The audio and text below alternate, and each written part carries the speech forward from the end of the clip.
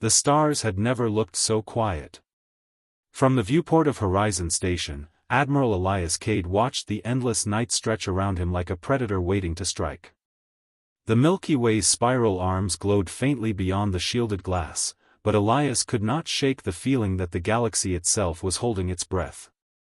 For 50 years, humanity had endured humiliation after humiliation at the hands of the Galactic Council. Sanctions. Territorial seizures. Forced disarmament. And always the same justification: humanity is too dangerous to be trusted with full sovereignty. The words tasted like poison. Tonight, as the silence pressed in around him, Elias knew those words were about to be answered, not with negotiations, not with appeals, but with fire. It had started 3 weeks earlier, with the destruction of Europa Colony. A thriving research settlement orbiting Jupiter's icy moon, it had been home to 10,000 civilians, scientists, engineers, children. When the Virex Syndicate claimed that humanity had violated a restricted technology clause, they didn't send diplomats. They sent warships. The transmission still played in every briefing room, the flicker of static, the planetary governor's panicked voice shouting that the shields were failing, and then, a blinding flash. No survivors. No warning. Just cold, calculated annihilation. The Council called it an unfortunate enforcement action. Earth called it murder. Elias turned from the viewport as footsteps echoed in the command deck. Commander Talia Rourke approached, her expression carved from steel. "They've signed off on it," she said. Elias felt his chest tighten. "All of them?" EarthGov. Luna. The Martian Assembly. Even the Belt Alliance. "We have full authorization." For the first time in decades, humanity spoke with a single voice. Elias walked toward the holotable in the center of the deck, its projection already waiting, a three-dimensional map of known space, glowing with red enemy markers. Virex strongholds. Council fleet yards. Trade routes that had bled humanity's resources dry for years. One by one, Elias marked them for destruction. That night, the order went out. Operation Iron Resolve. In hidden shipyards beneath the crust of Ceres, in black site hangars on Pluto's surface, in secret orbital docks above Titan, humanity's war machine awakened. The galaxy had believed humanity broken. They had believed Earth's fleets dismantled. But what the Council never understood was that humanity had learned. They had adapted. They had built their weapons in silence, under the shadow of Council patrols. And now, in the cold dark of space, an armada stirred that had no equal. The first shot was not a battle. It was an execution. Day 1 began with the sudden appearance of the HSS Wrath of Sol, a dreadnought so massive it blotted out the stars, above the Virex capital world. Council defenses scrambled to react, but before they could even form up, the dreadnought's spinal railgun fired once. The blast tore through the orbital command ring, snapping it into burning fragments that rained across the planet's atmosphere. No more orders would be given from there. Across the galaxy, dozens of synchronized strikes followed within the hour. Orbital drydocks detonated. Communication arrays went silent. Supply convoys vanished into debris fields. Humanity didn't just strike back, they erased entire strategic nodes before the Council fleets even left port. Elias watched the reports flow in from Horizon Station, his face expressionless. "Council response time?" he asked. 6 hours to mobilize a full fleet, Talia replied, her fingers flying across the console. "They're panicking. Half of their sectors are reporting total blackout." "Good," Elias said. His voice was calm, but it carried the weight of decades of restrained fury. "Let them feel what we felt." Meanwhile, on Earth, the mood was electric. Newsfeeds broadcast the images in real time, enemy fleet yards in flames, their wreckage scattering across alien skies. Billions watched in silence at first, stunned that after generations of bowing their heads, humanity had struck back. Then the cheering started. It spread from New York to Nairobi, from the domes of Mars to the mining colonies of the belt. For the first time since joining the Galactic Order, humanity felt something it had nearly forgotten: pride. But Elias knew this was only the beginning. The Council would not surrender. The next 5 days would decide everything. Deep in his chest, Elias felt the familiar chill of what was coming. War was not a glorious thing. It was fire and ruin. But this war was not one humanity had asked for, it had been forced upon them. And now, there would be no half-measures, no armistice, no return to the old order. Humanity's patience had snapped. And in the black silence between the stars, the galaxy trembled. The Council fleets came on the second day. Elias stood at the center of Horizon Station's war room, watching as the holotable filled with hundreds of hostile signatures. The Council was mobilizing every ship they had, dreadnoughts, cruisers, carriers, forming an armada unlike anything humanity had ever faced. "They're converging on Sol," Commander Talia reported, her voice clipped but steady. 37 fleets inbound.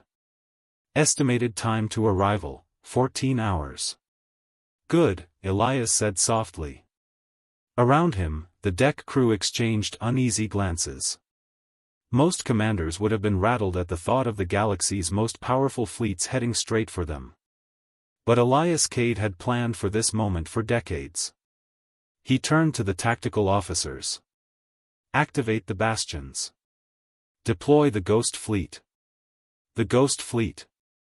Hours later, in the asteroid belt, something stirred. For years, the belt miners had complained about restricted sectors, guarded by autonomous drones, claiming the government was hiding something. They were right. From hollowed-out asteroids and disguised facilities, dozens of black-hulled warships powered up in silence. They bore no insignia, no registry tags, only matte black plating designed to drink in the starlight.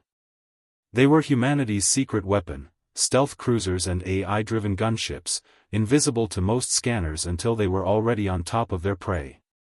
When the Council fleets crossed into the outer system, the Ghost Fleet was waiting. The first battle of the war's second day lasted only 12 minutes. From the command deck, Elias watched the feed from the cruisers, Council destroyers snapping apart under railgun fire, carriers igniting as hypersonic torpedoes punched through their armored hulls. The enemy had expected to face the remnants of humanity's old fleets, outdated and undergunned. Instead, they were ambushed by precision strikes coordinated by artificial intelligence running thousands of simultaneous firing solutions. It wasn't a battle. It was a slaughter. By the time the smoke cleared, 5 Council fleets were gone, annihilated without a single human casualty. The Council's desperation. But the galaxy was vast, and the Council was not finished. Day 3 began with a counterstrike on Mars. The Virex Syndicate deployed planet crackers, colossal weapons capable of shattering entire crustal plates, in an attempt to make an example of humanity's most famous colony world. Elias responded by unleashing the Spear of Dawn. The spear was a relic of humanity's darkest experiments, a weapon so destructive it had been mothballed for fear of what it might do. It was a relativistic kill vehicle, a tungsten rod accelerated to near-light speed, capable of striking with the force of a small asteroid. When the Virex fleet formed up in low orbit over Mars, Elias gave the order. From a launch facility hidden beyond Neptune, the spear was fired. 27 minutes later, a white-hot lance of kinetic energy struck the Virex flagship dead center. The ship didn't explode, it simply ceased to exist, vaporized in a moment of impossible brightness. The surviving enemy vessels scattered, their formation shattered. Mars was saved. Across the galaxy, the news sent shockwaves. For centuries, the Council had been the undisputed military power in known space. Now, for the first time, they were losing, badly. The Senate chambers erupted in chaos, alien delegates shouting over one another, some demanding immediate peace, others insisting humanity be erased from the star map before it's too late. But humanity was no longer listening. Day 4, The Burning of Caltharus. On the fourth day, Elias made a move that would cement humanity's reputation forever. Caltharus was a council shipyard world, one of the most heavily fortified industrial planets in the galaxy. For centuries, it had been the birthplace of their greatest warships. To destroy it was considered impossible, suicide. But humanity had no intention of surviving quietly. Under cover of an artificial comet storm, a strike group of human dreadnoughts translated into orbit over Caltharus. They deployed Black Sun warheads, planet-scorching devices engineered not to destroy worlds entirely, but to render them useless. When the smoke cleared, Caltharus was ash. Billions watched in horror as live feeds showed the shipyards melting, the planet's surface turned into a sea of fire. Talia stood beside Elias as the images played. "This will make us monsters in their eyes," she said quietly. Elias didn't look away from the screen. "Let them fear us," he said. Fear is the only language they ever understood. The turning point. By the end of Day 4, the galaxy was reeling. Entire sectors had gone dark. The Council's fleets were either destroyed or retreating. But Elias knew the worst was still coming. The Council had one last card to play, the Dominion Armada, a fleet so massive it was said to blot out the stars when it jumped into a system. If they committed it, the war could drag on for months, maybe years. Humanity's hidden stockpiles might not last that long. Standing in the war room, Elias traced his fingers across the hollow table, staring at the projected vector of the Dominion Armada. "They'll be here by dawn," Talia said. "Then we meet them at dawn," Elias replied. His voice was calm, but his crew saw the fire in his eyes. Tomorrow would be Day 5. And it would decide the fate of everything. The stars above Horizon Station were quiet again, too quiet. Every ship, every satellite, every sensor array in the Sol system was fixed on one point in space, the vector of the Dominion Armada. Admiral Elias Cade stood at the command dais, his hands clasped behind his back.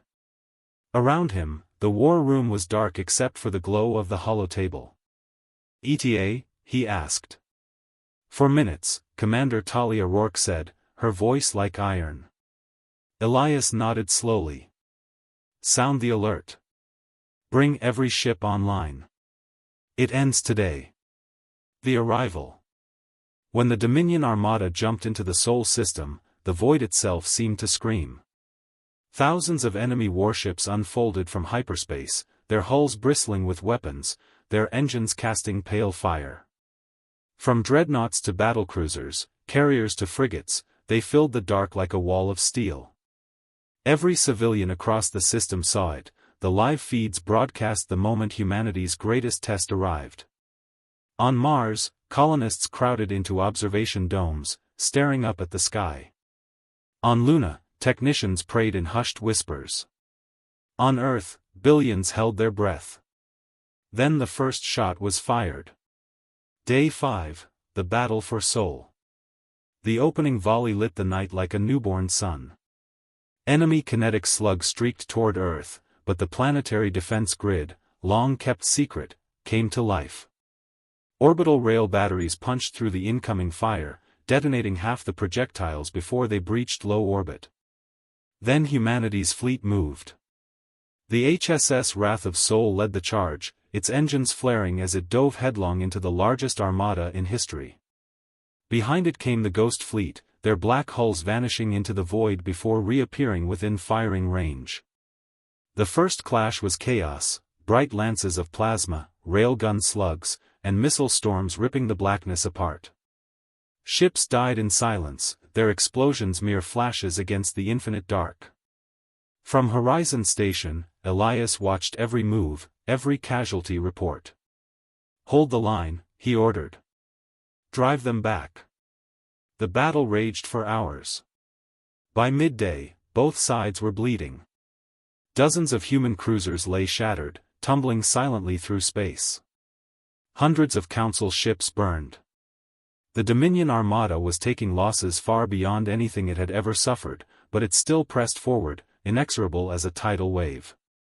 "They're trying to punch through to Earth," Talia said, scanning the tactical display.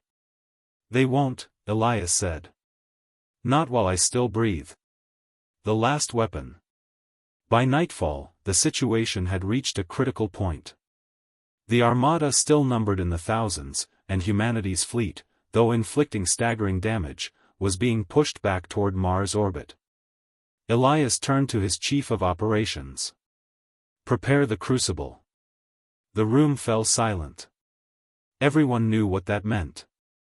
The crucible was humanity's final contingency, a weapon even more terrible than the Spear of Dawn.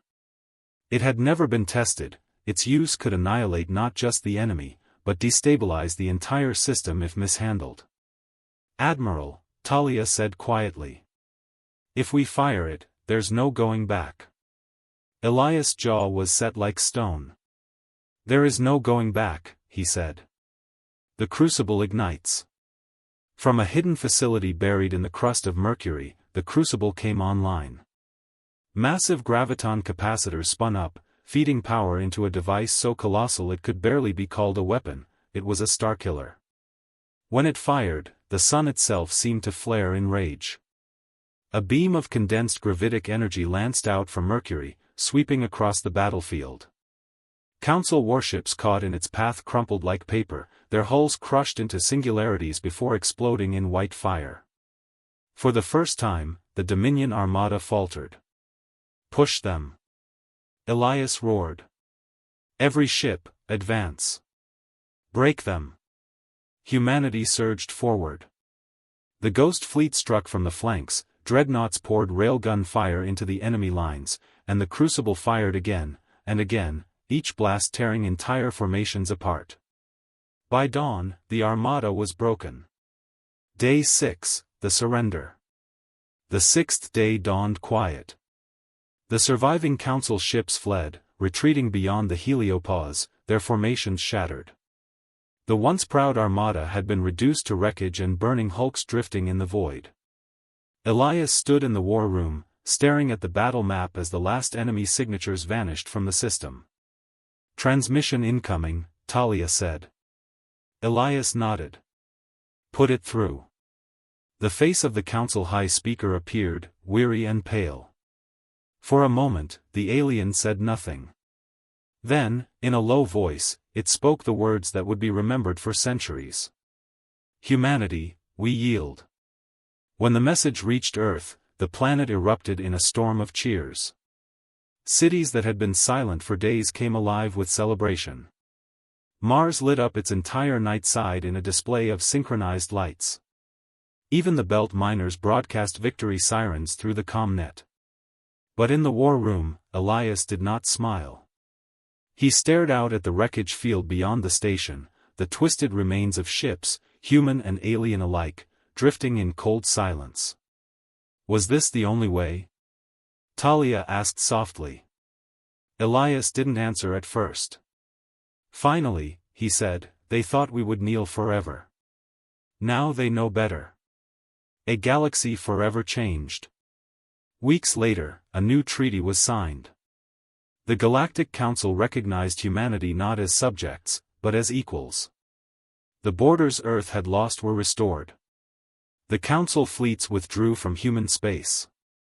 But something had shifted, not just in the balance of power, but in the galaxy's very soul. Humanity had proven that its patience had limits. That it would fight when pushed too far. And that in just 6 days, it could change the course of history. As Elias stood once more at the viewport of Horizon Station, he felt the weight of what had been done, and what was to come. "We didn't just win a war," he murmured. "We warned them." The stars burned quietly in reply, as if listening.